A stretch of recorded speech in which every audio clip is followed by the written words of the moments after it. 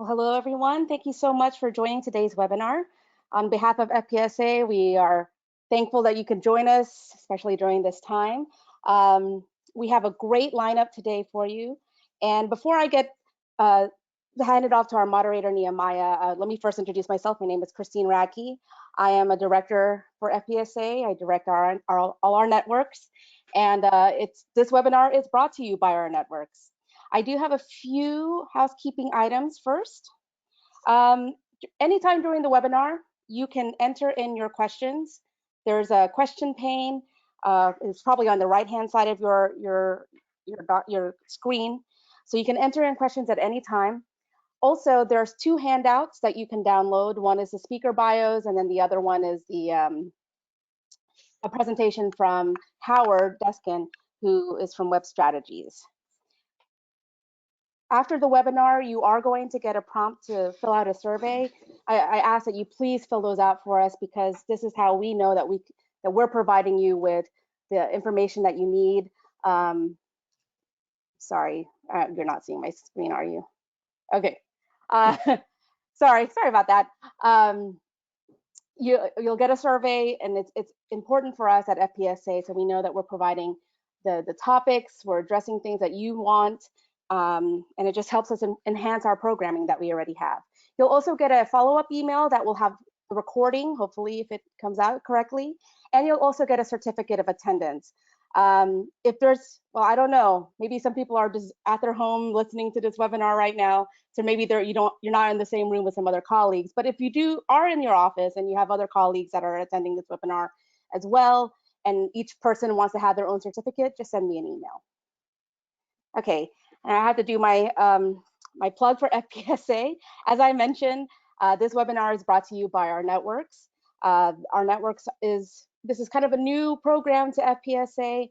A lot of our volunteers come out of here, and we actually have two calls for action right now. The first one is we're starting a new mentorship program, and it will launch this summer. We're currently soliciting mentors and people that want to be mentees. So that's our first call to action. If anyone's interested in that, you can contact me. The second call to action is that the Packaging Network is actually doing a survey where they want to get your input on priority topics that resonate with you. And this is going to help them manage their programming for the rest of the year and maybe even next year. So if you're interested in more information on the mentorship program or the survey, please send me an email. I can send you more information. And if you're just interested in learning more about the networks or even joining a network, you can send me an email as well. Okay, enough of that. So let me introduce our moderator, Nehemiah White. Nehemiah is a regional manager for DeVille Technologies in the Midwest. He splits his time between processing R&D, on-site production testing, and market development.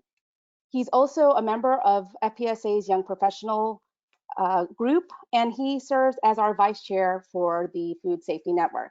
So with that, I will just go ahead and pass it on to Nehemiah.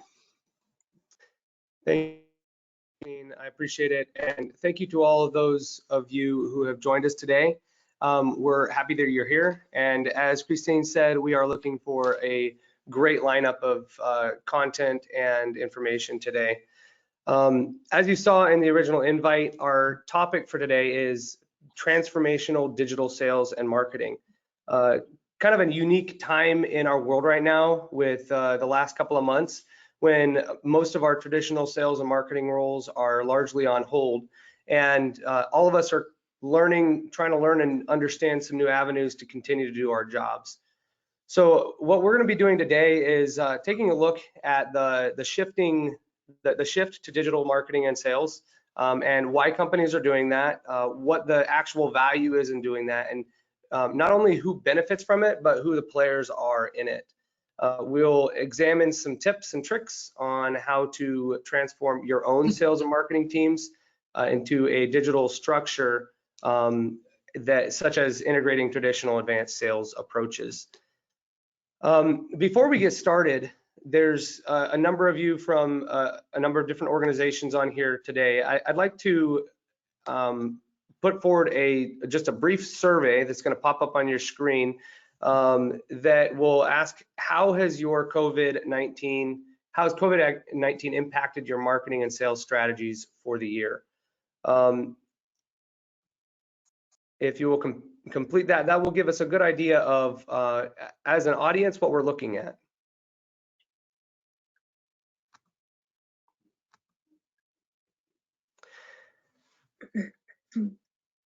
Some of what will be referenced today is will be a number of different studies from the manufacturing and broader industry.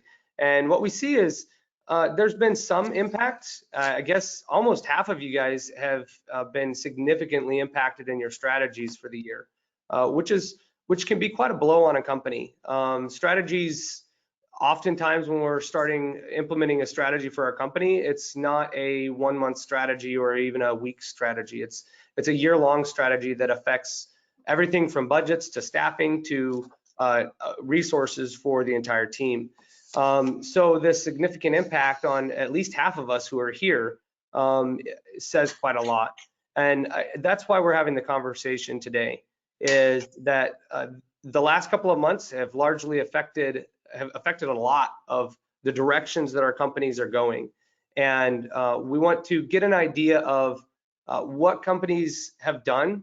We're going to hear from Jennifer and Matt on what companies have done, and from Howard on some of the tips and tricks. So to introduce our panelists formally, coming to us from the FPSA membership is Matt Hartman and Jennifer Fenmore.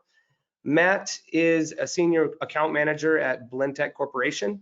They are a leading manufacturing of processing equipment and fully integrated processing systems. Matt is a seasoned sales professional with experience selling and delivering complex turnkey solutions and services in the automotive, pharma, and food and beverage sectors. As the network leadership chairman, Matt is instrumental in the organization and effectiveness of the FPSA network groups. Jennifer is the marketing and creative manager at Rubber Fab, which is a Garlock hygienic technologies company. Jennifer's been in this role for about 5 years now. She's been instrumental in making Rubber Fab the leader in sanitary seals and hoses for the food processing industry. As vice chair of the Women's Alliance Network, Jennifer has enjoyed participating in a number of FPSA networks and working with people from a variety of backgrounds. As our guest speaker today, Howard Deskins is a former CPA with over 30 years of experience managing strategic business and technology initiatives. Now Director of Strategic Accounts at Web Strategies Incorporated, he continues to do what he does best: focus on business growth opportunities for clients and helping them increase revenues and profits. Howard is going to bring a very, very important and unique perspective to our conversation today.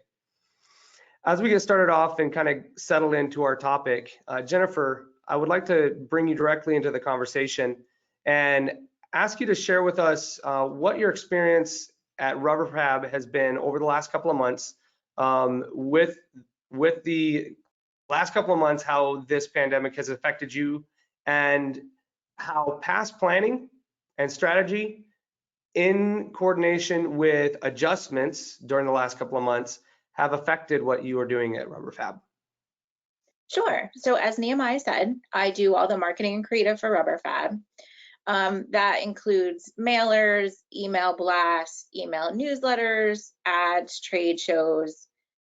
And what makes Rubber Fab unique is that I speak to my salespeople all the time, and they are constantly going out and visiting customers. So as of the middle of March, I have an entire sales team that is doing exactly what we're all doing right now, sitting at home. They are not happy. They want to speak to customers. Their email's not cutting it. They like to do face-to-face interaction. I can only do so much from the marketing end of it. So we kind of all got together and brainstormed. What can we do? How can we get in front of a customer? How can we have a huge inventory. We have a lot of products. Some products sometimes fall off people's radar. How do we bring those people back in? How do we update them on what's going on? How do we reach out to our customer? We're unique in that we are we sell through distributorship. So how do we reach out to our distributors? How do we help our distributors reach out to end users? How can we keep this going and not lose momentum? One of the things that I brought up, which was at first not very well received, was a webinar. I feel like I'm on 1 million Zoom calls a day. I don't need to go on more Zoom calls. So we made it very, very informal. We're all in a weird time right now. People are broadcasting from their living room, their kitchen, wherever they may be. So we decided to do a virtual happy hour. The first invite that I sent out, because I wrote the invite copy for the guys, was, you know, when you are, let us know if you're coming so we know how many cocktails to make. We kept it very informal. We sent it out to probably 250 people, and on our first one, we had 100. We had people from all different industries. We serve food, beverage, and pharmaceutical. So we had people from pharmaceutical industries. We had customers who we don't speak to that often. It was a great way to reach out to customers you might not speak to that often. We had seasoned customers there. It was a great mix. And we just got on. Our guys were very concerned about their backgrounds. I said, don't worry about that. I call it quarantine rules. There are no rules. They narrowed it down to a certain type of product they wanted to speak on, so it wasn't overwhelming. We targeted it, and they spoke for about a half an hour. They kept it brief because people's time is still valuable, but it was very well received to the point where they asked when the next one was. So we do them every 2 weeks, like we'll do 2. This is actually our second one is today, and then we'll skip a week, and then we'll go again, because we know people's time is valuable, so we don't want to take up too much time. But our salespeople love it. Our customers, we get a lot of feedback on it. They have the same problem we have. They're static. They're not moving. They can't go anywhere. They can't go into food plants. They can't help with a certain situation because food plants are still manufacturing. So it's a good way for them to just brush up on some information, have a nice quick learning session. Like I said, let's bring back some products that we may not have talked about in a while or they forgot we had. It's any way to get in front of the customer, and our customers are really enjoying it. That's an incredible story, Jennifer, and probably one of the most unique approaches that I've heard taken by organizations during this time. Virtual happy hour, not just with your company, but with all of your customers. Now, with anything in digital sales and marketing, there are often a lot of objections from either the C-suite or the individual departments. What were some of the biggest objections that you had to address in launching this initiative? Because it's so informal and because it's so widespread. The biggest one was technology. Nobody wants to be on camera. Can we just read PowerPoint slides? I said, you can, but we're engaging people. We have to be a lot more, I don't want to say entertaining, but you need to be a lot more engaging now. Anybody can read a PowerPoint slide. Anyone can listen to a podcast. We needed to make it more personable, which is something that Rubber Fab does a lot of. So technology, because they just didn't think it was going to take off. They didn't. And why, if we don't have new products, why are we doing this? What if my microphone cuts out? What if my internet drops? A lot of technology challenges that we just worked through. We did a lot of run-throughs. The first one we did about 5 times before everybody felt comfortable. And there's nothing wrong with that, because at the same time, because my sales team is all over the country, it was a good way for us to see each other as well, kind of give each other a little bit of a pep talk, see what's going on, and then we opened it up to everybody. But technology was probably the biggest challenge. And then it was just figuring out what we're going to do, because like I said, Rubber Fab has so many products. It was like, okay, let's narrow this down. Let's target it to a specific type of gasket or a specific brand of hoses. So those were pretty much really the only challenges. Getting our customers engaged was a lot easier than I thought. In the very beginning, I nixed this idea because I'm like, well, most people aren't working right now. I didn't want to send out any emails with important information because I didn't think people were checking their email. Like the last thing they want to get is an email about marketing if they're currently furloughed. So at first I was like, I don't think this is a good idea. But then after speaking to a lot of other people in the same situation, people are like, just give it a try. So then I was 100% on board, and I was surprised by the response we got. So your primary effort then during this time on the marketing side, and actually it sounds like it sounds like sales and marketing really came together solidly during this time to agree on and collaborate around a new format for reaching your target audience. Yes, my sales team and I work a lot together. If I didn't speak, sometimes I say I speak to them more than I speak to my own family members. If I didn't speak to my sales team, we'd be going in two different directions. And we're a small company, we can't afford to go in different directions. So we speak a lot. So when this happened, we all got together and we're like, what are we gonna do? And together, we collectively agreed upon this idea and really gave each other the confidence to be able to do it. Like, I've heard this could work, we could try it. Like, it wasn't just me, it was all of us collectively. That's incredible. That's a helpful story for us during this time, Jennifer, and understanding the unique perspectives that you're going about. And that's a practical case study, I guess, in responding to a crisis situation in the sales and marketing world. I know from our experience with our company, this experience has really done a lot to bring us together on the sales and marketing side to collaborate around the messaging. So as you've experienced, we too have experienced that we've been able to accomplish a lot more during this time than maybe we have been able to in the past. So Yeah, I feel like we are really, like, we worked together as a team before, but now it's kind of like that, I don't want to say pandemic time, or, it's kind of like let's really pull together. We have people within our office that are working remotely. I think as a group, we've really learned to work even better together than we did before. and really quick, before we kind of jump into some of the practical side of things from Howard, Jennifer, I'm curious, how is this, do you think, going to change the way you do sales and marketing going forward?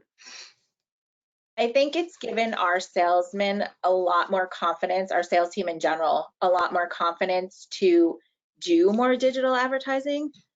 Some of them, we have a wide range of ages, and there's the people that believe print is still, I mean, I love print advertising still has its place, but I think this is really catapulting us a lot faster than we ever anticipated to do as much digital marketing as we are. It's like forcing us to do it much faster than we had anticipated. And I think it's a great thing. I think we're seeing how successful it can be, and not just because it has to be. It's a successful plan. And I think it's really just solidified that for us, that we can do more digital marketing, and it does work. So it's really opened up a new avenue that you've utilized in the past, but maybe given more confidence to the company as a whole going forward. Yes. That's good. That's very good. Well, thank you, Jennifer. That was a very helpful perspective. And I'd like to take that experience. You mentioned that as part of this experience, you had several technological struggles that you had to kind of overcome. And it sounds like that's been one of the biggest issues. There's memes about it and jokes and videos all over the internet from this whole time about the snafus that people have experienced. And Howard's going to speak to some of that in his presentation and in his material. Howard, I'd like to go ahead and invite you to just launch into your what you tag as a digital transformational formula and the surrounding narrative. So we're going to give Howard a little bit of time to walk through what he has been presenting, not just to us, but this is something he's been presenting to groups around the US, and I believe they're around the world, that has had quite an impact and has made quite a difference for the manufacturing sector. So Howard, take it away. All right, thank you so much, Nehemiah, and I definitely a great tee up from what Jennifer was talking about, and just a slight introduction about what we're going to talk about now. So manufacturers come to us, Web Strategies, really looking for a partner who fully understands how to help them be successful online, and generally they want to be more aggressive, as Jennifer put it, to generate leads and sales online, and more specifically where this playbook came about, which we were doing some of these things before, a lot of these things for our clients, but we realized with COVID-19, we really need to package it and call it a digital transformation playbook, because we're now starting to see more of the manufacturers coming to us because they want to be less dependent on trade shows and be more reliant on a digital model. Even when trade shows come back, they'll come back. We just don't know what shape they're going to come back in. Is it going to be less people attending, less booths available, those types of things? So as Jennifer alluded to, this helps folks accelerate probably what they should have been doing all along, but now it's come to a head. So I'm going to talk about that. And if you want to go to the first slide there, we feel like there's really three legs to this digital transformation playbook for manufacturers. The first one is foundational. That is having the right technology in place to enable a more digital marketing and virtual selling model. The next piece is all the digital strategies, advertising and content. We'll talk about that in a minute. And the third piece is virtual selling. And Jennifer, really, you touched on this as far as, you're dealing with different ages of sales folks, and some of them are more internet savvy, digital savvy, some aren't.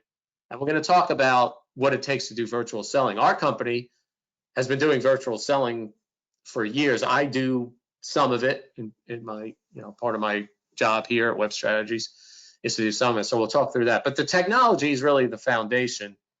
And we listed here the things we feel like you really need to have these in place to enable an effective digital marketing and sales model that generates leads. We are all about generating leads.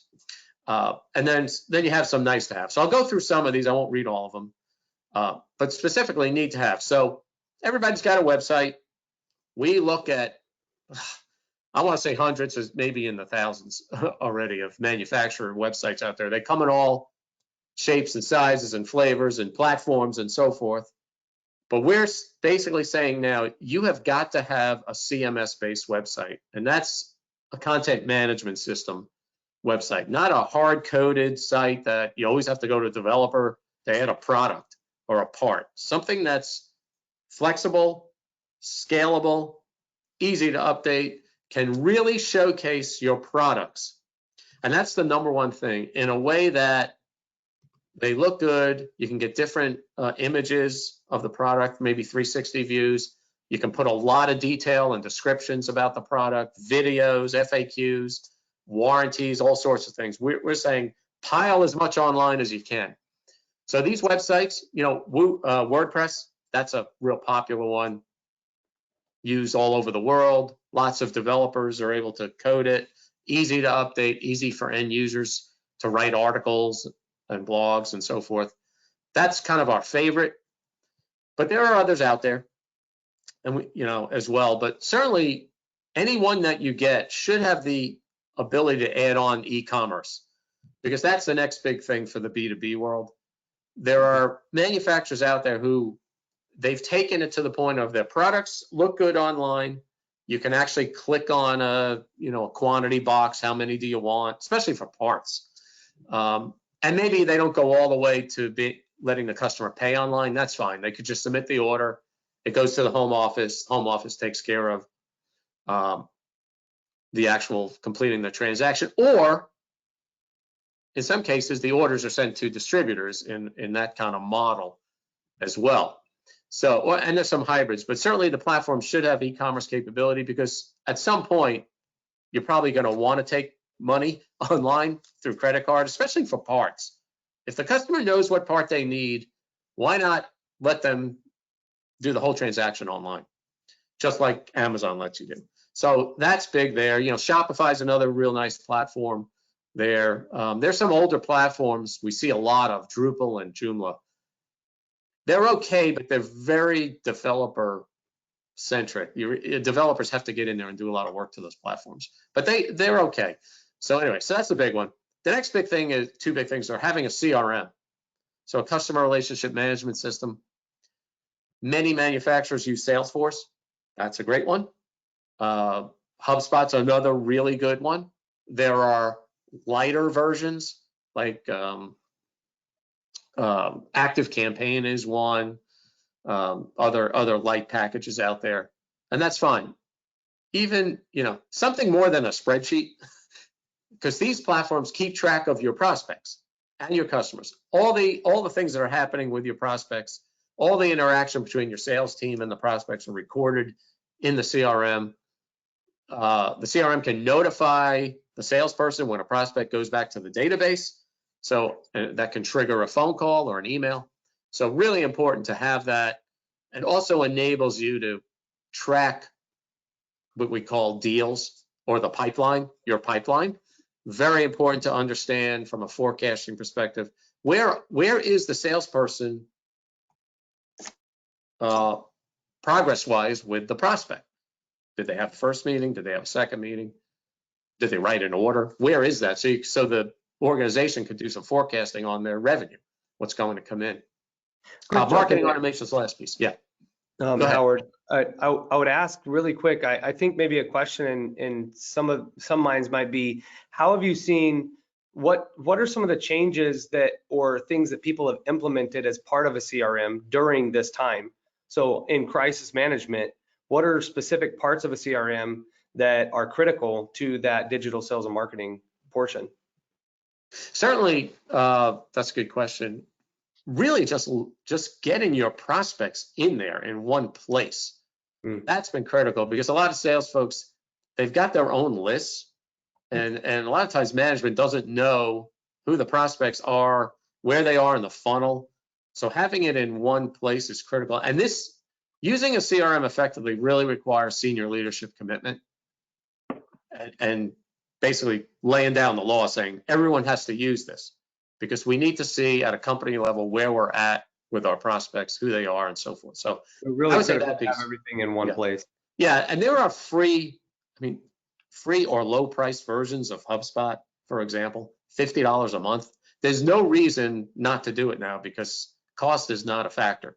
You can get in these systems very inexpensively. The last piece I'll talk about is marketing automation on the need to have, and that is the ability, once you get your CRM straightened out and you have all your prospects in there and your customers, being able to send email communication to those folks, not just email blast, but specific targeted emails based on where they are in the sales funnel, maybe what products they've already purchased, and you're suggesting other products that are complementary to those, or maybe there's an upgrade to a product that they own, or there's a change in the training materials. Just the ability to, I call it email marketing on steroids. It's so much more robust than just flat out email blasts. And it gives you a lot more capability to stay top of mind with your prospects and customers for all sorts of things. And there's workflow in there. You can build workflows based on how somebody responds to an email. You can send them something else. So really, really important. And a lot of the CRMs have these packaged with them as well. So that's that piece. The rest of these on the need to have are really about ROI, understanding all the leads that came in, giving people an easy way to get in touch with you, tracking phone calls to your website, so you know how many leads came in through the phone calls. The calls get recorded, and that's a platform like CallRail. There's a platform that does that. It's a really good platform, low priced as well. And then having all your analytics on the website and really looking at them as well. Those are the need to haves. The nice to haves, we actually use all these things in our sales process here, but platforms like Lead Forensics, that's a reverse IP lookup platform. So if a company came to your website, you would get a notification in an email the next day that says, hey, somebody from XYZ company came to the site. They won't tell you who the person was, but you can log into the system, the Lead Forensics system, and they have an inventory of people that work there, phone numbers and emails, and you kind of pick the logical person. So for us, when somebody comes to our website, I go look for the marketing person or the business development person, and that's who I end up taking their information, putting it in our CRM, and I call them and say, hey, I saw you were on our website looking at an article. Can I help you with anything? So it's another way to get a list of prospects who are already interested in you because they came to your website. So that's one. Chatbots are a newer thing that use artificial intelligence on the site and help people navigate the site better. And there's a couple of other ones here as well. So that's the technology piece. And we're big believers in get the foundation in, make sure people are committed to using it properly, and it just enables all your digital strategy and virtual selling to perform so much better beyond that. You're on. Yeah. There you go. Am I on now? Okay. Yes. Each company has limits, right? So you're saying that the foundational, really, if somebody has to lay a foundation of digital sales, make sure you have a good CMS website. Like if you have a website, make sure there's plenty of capability to handle content. You have a great CMR and marketing automation. That's like the bare basics of what you must have. Right. Very good. Okay. Okay. And did you want me to go into the next piece, or did you want to? Absolutely. Absolutely. Okay. So the next piece, and there's a couple of slides here. I'll just give you a summary of this. So these are the digital strategies to attract more eyeballs to your website that ultimately will turn into leads. And for the manufacturers, where we found the most success is really three big things. Put as much content as you can on the website, starting with every product you sell should be on that site with a lot of good detail and good images and video if you can get it on there. Where we find most manufacturers do that. They've got the majority of their products. What they don't have is their parts. We come across this all the time. Parts are listed, they're like sort of listed, or they're in PDF files. So we're big proponents of put your parts online so people can find them on the website, have as much information about them as you can, make it easy for somebody to click on a part and place an order for it, even if it just comes to the home office. And even if they have a question about it, at least you know you're ahead of the game, you know what part they're looking at. And still give them the ability to download the PDFs. But what we found is you can take that information that's buried in the PDFs, put it online on your website, so Google can scan it and read it. And that helps you get ranked on Google for that part. Generally, when people are looking for part, they usually look for a manufacturer or a part number or a part type. Why not get found on Google for that ahead of your competitors? So your part comes up, they click on it, go to your page on the website, and they order it. So that's a big low-hanging fruit we're suggesting to manufacturers there. The other big piece is talking about writing articles about the problems that people have. So what are the questions, specifically the questions they have that your salespeople always get? How much does something cost? How does it solve my problem? How does it compare to something else I could buy? Are there reviews about the product? This is standard things people search for on the internet. That the B2B world has been a bit behind answering those questions online. So we really recommend that. And the third piece is the next piece is advertising. We always recommend for manufacturers to advertise their product and parts on Google because people are searching. They are searching for these things online. So that type of advertising, and even a newer approach is LinkedIn. LinkedIn has gotten so powerful with their targeting that you can upload a list of companies that you're trying to sell to, upload them to LinkedIn, write some ads. You can specifically target those companies, and you can target job descriptions within those companies. So if you're looking for the plant manager, purchasing agent, safety inspector, whoever at a certain food and beverage company, for example, you can do that on LinkedIn. So that's kind of the three big chunks of the strategy: is a lot of content on the site, Google advertising, and LinkedIn advertising, that piece. Good. That's solid. That's the parts aspect is one thing that I'm glad you brought that point out. Is most people think about advertising or putting as much content on their solutions or all the products they do, but how to creatively put material on your website or build out your website with parts information, that would be a very, very interesting discussion to follow up on, for sure. Right. Yep.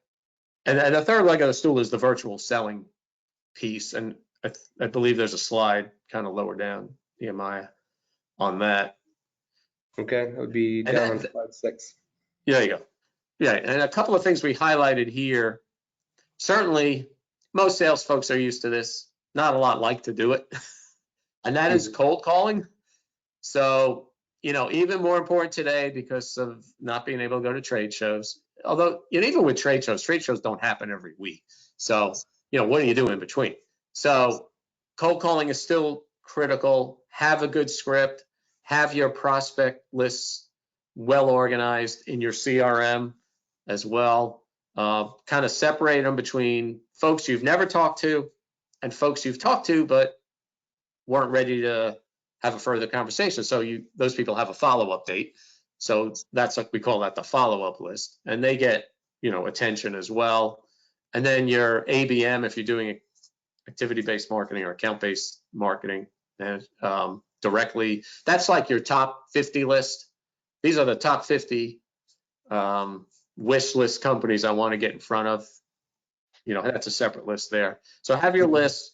We believe in cold calling. There's platforms out there that help you dial a lot more people than you could do manually. And that's part of the nice to have technology. Platforms like Connect and Sell and ConnectWise and Monster Connect. They'll take 5 of their people and they'll do the dialing for you. And once they get a hold of your prospect, you get a buzz in your ear if you're wearing a headset, and you start talking. So it's like you did the dialing and the person on the other end doesn't realize it. But you can get in front of, you can have 125 people dialed in an hour that way versus about 25 if you did it manually, which turns into more meetings. You end up with more sales meetings, so it's good. Really using the CRM, we talked about that. Virtual meeting subscription, like GoToMeeting, we're using GoToWebinar now. Have that. Zoom is real popular. They have a free version. You can have a 40-minute meeting with more than 2 people. So, certainly recommend those. Always have your camera on, as Jennifer alluded to. People are a little gun shy, but turn your camera on. What's the difference? I mean, if you're at a trade show, you're talking to the people.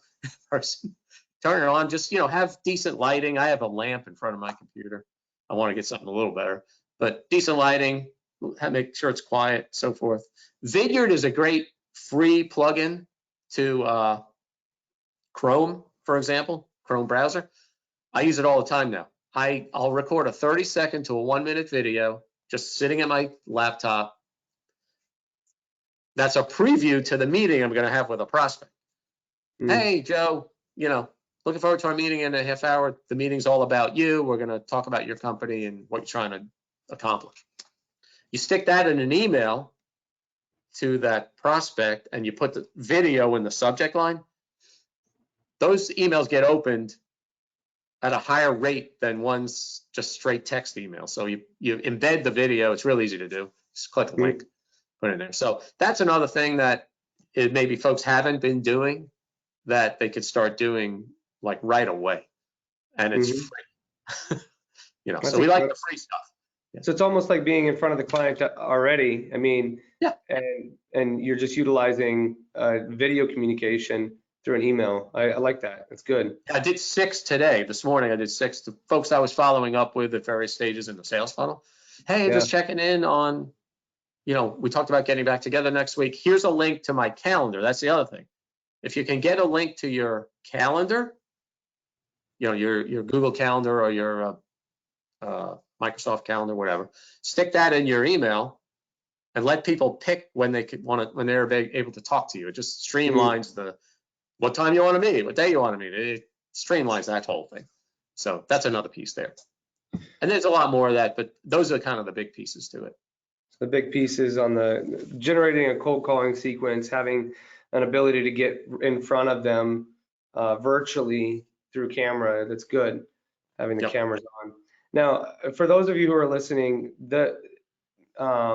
Howard's, the details, the information from this presentation from Howard is available in your handout section, your little pop-out bar for your GoToWebinar. There's a PDF there that you can click on and download that directly to your computer.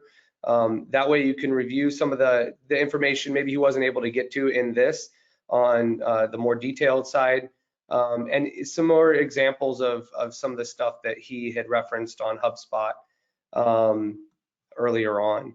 So I'm curious, Howard, on just really quick on the resources side. There's a plethora of resources and thought leaders out there right now. You're one of them who have conveniently come to us directly to our laptops and are sharing with us this information. And I'm going to pick Matt's brain in just a minute, but from what you're seeing with the companies that you work with, and people look at this information and they say, this is great, Howard, let's talk. But what are some of the major thought leaders that really speak to this in more detail and really show you how to do this? Show sales guys who are stuck at home. They're like, I want to do virtual selling. I'm not really good at it. I'm not good at the whole video thing. I'm not good at developing a cold call sequence. Who are some thought leaders or maybe some resources that you could reference for our audience to go refer to after this webinar? Yeah, there's a couple, Matt, you probably know some too. There's a couple that comes on. We have actually the gentleman who founded Web Strategies. I merged my marketing company with Web Strategies about 3 or 4 years ago. He runs a company called Selling Forensics. He does all this virtual selling training and so forth and helping people get set up properly. That's Neil Lappe, Lappe.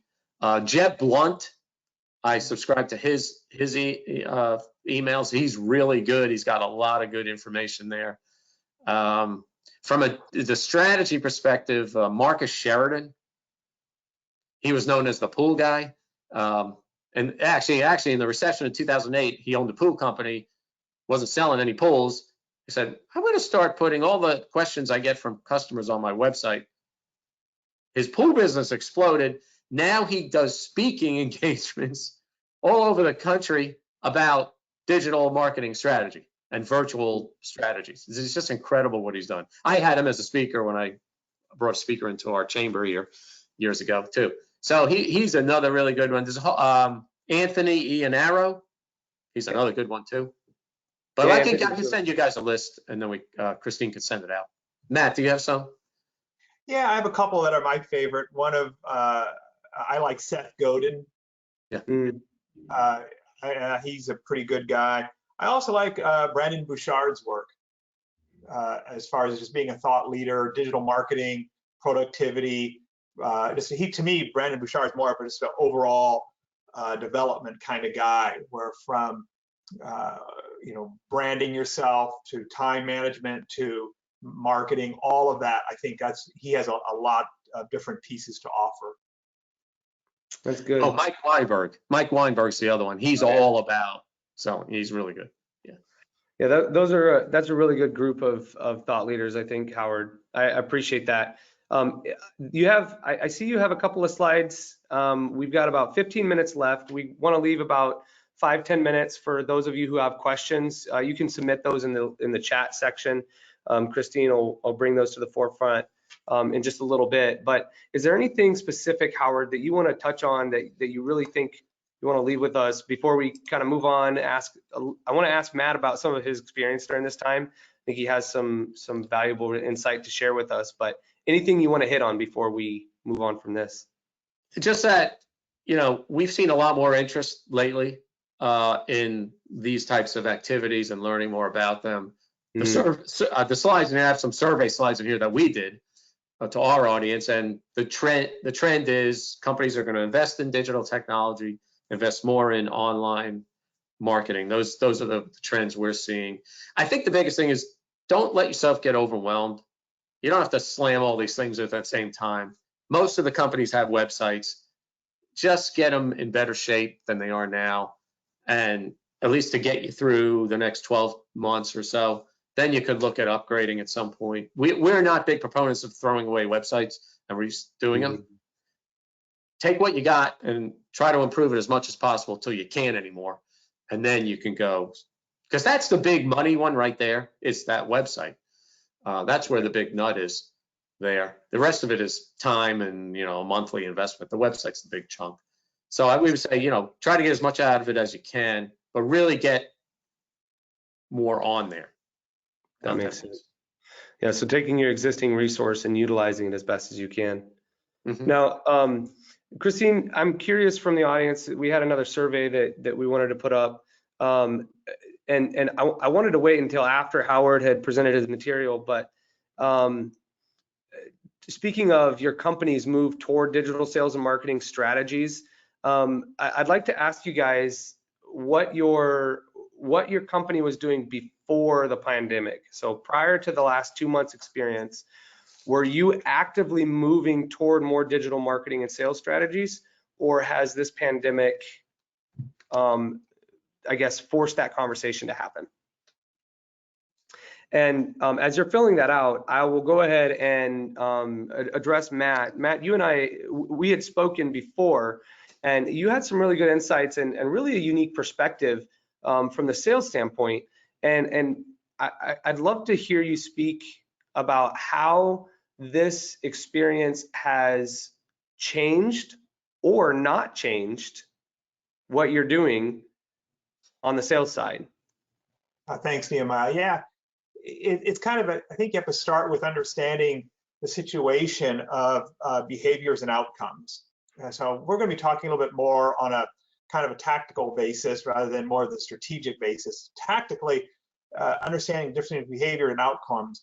People like to look at the scoreboard at the end of a game and look at all the points and go, wow, look at all the points that we scored.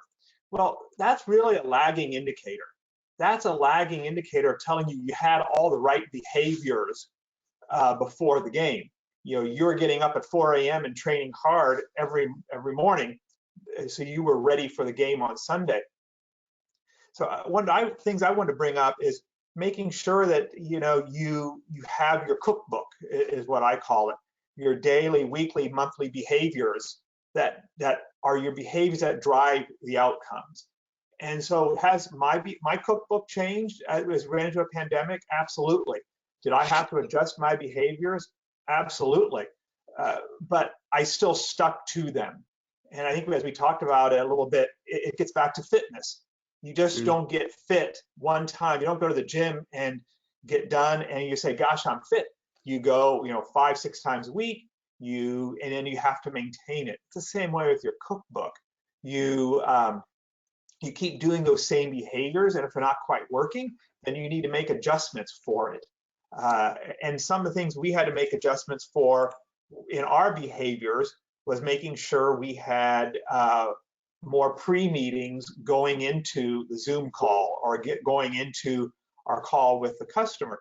Because let's face it, air travel is going to be limited, I think, for the foreseeable future. The one meeting trip is dead. So this is going to be the new normal for the foreseeable future. And so we had to start getting behaviors like having pre-meetings. So that way everybody on the Blendtec side knew what roles we're going to play, what we were going to cover, what had to be discussed. So that way, whenever we did get on the actual call, we were all prepared and ready to go and present. So that was some of the behaviors we really had to change on a tactical level. So that way we could be seen as effective and maintaining that.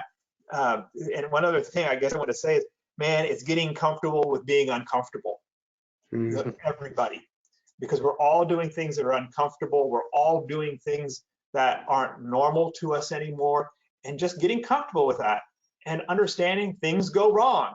Every now and again, my cat walks across, the video, or something funny happens in the house, and just things happen. And being willing to laugh it off and keep going, because it's happening to all of us. We're all in this situation, and just having fun with it.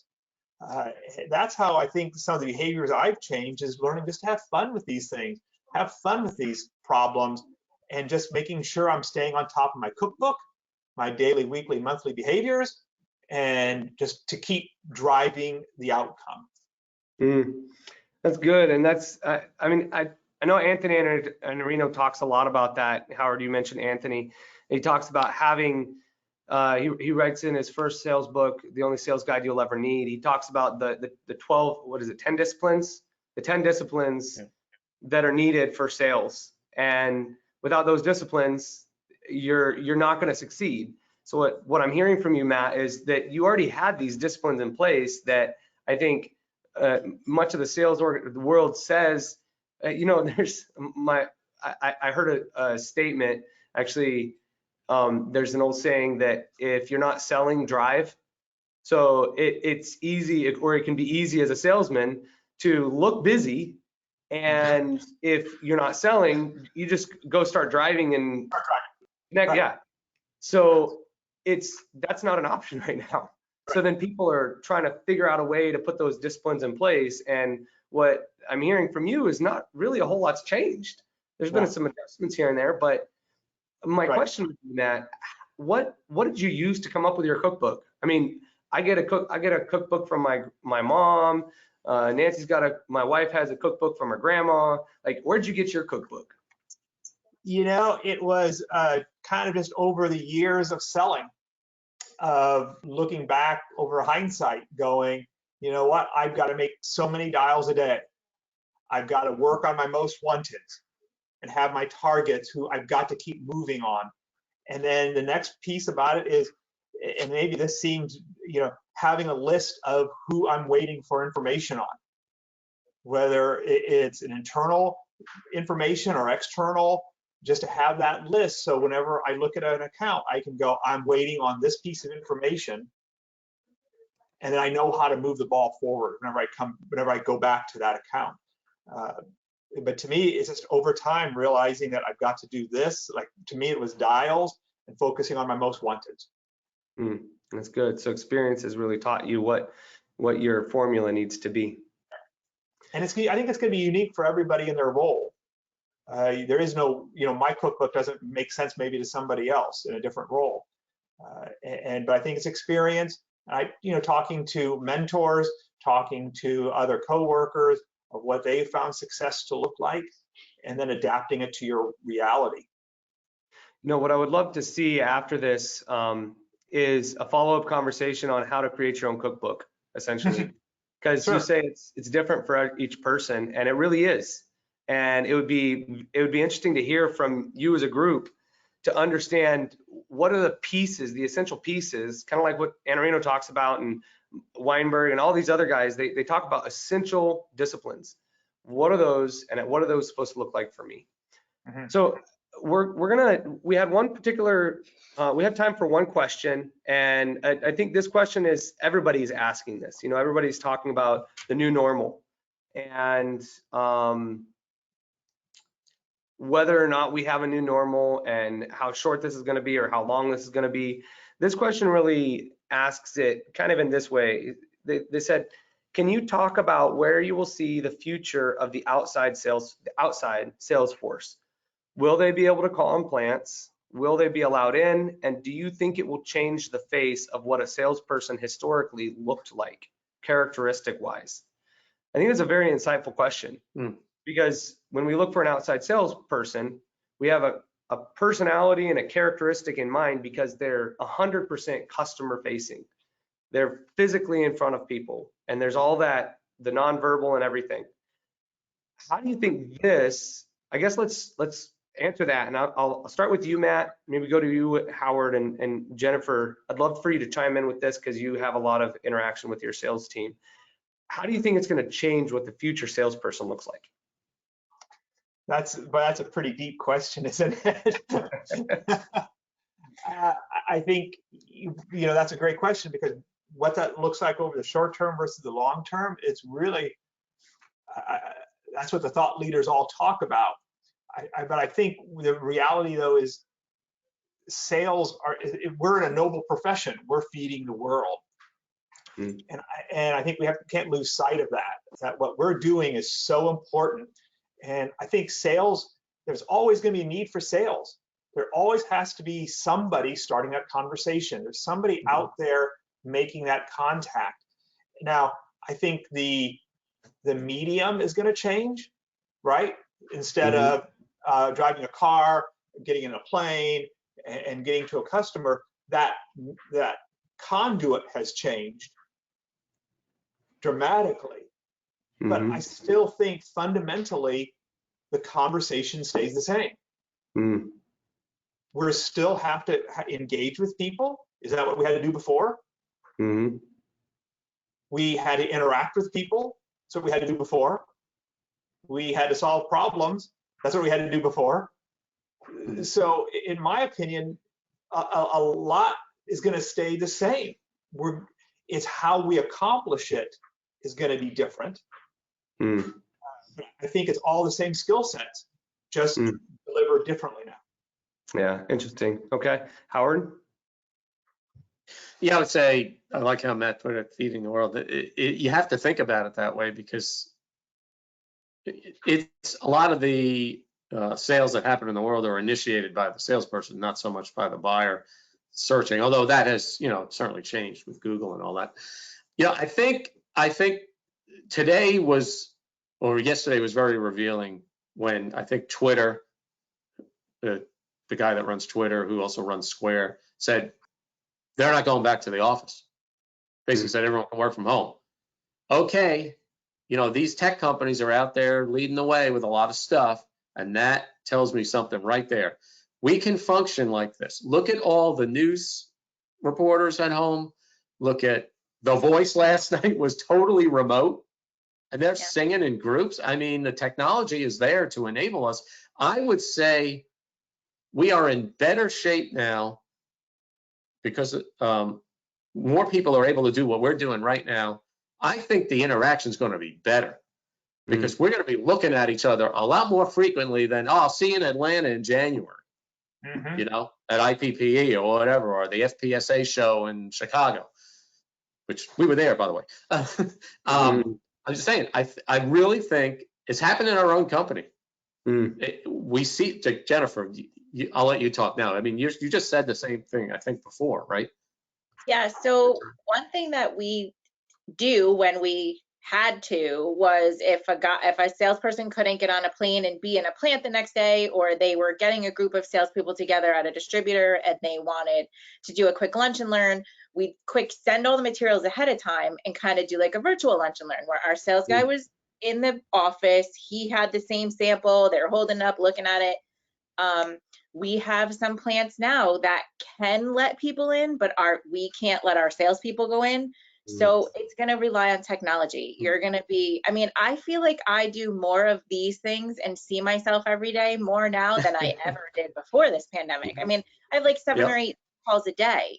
Technology is allowing me to do it from anywhere that I want to do it. And I think, Howard, to your point, you're going to do more now because of it. You can see clients, customers, whatever it is, a lot. They're more readily available now because of technology. You're not waiting till, okay, I'll book my flight to Georgia and I'll be there in 3 weeks, or I'll see you at the next show. Yeah, there's going to be a lot more interaction. It's just, like I said before, it's getting over that technology hump. If you're not used to it and you're used to the face-to-face in person, that's just a little caveat that you have to get through. But if it has to be done, you find a way. And I think this is a great way. That's great. Really great insight. Thank you for the answers to those questions. Thank you to whoever submitted that question. As you can see, we're at time.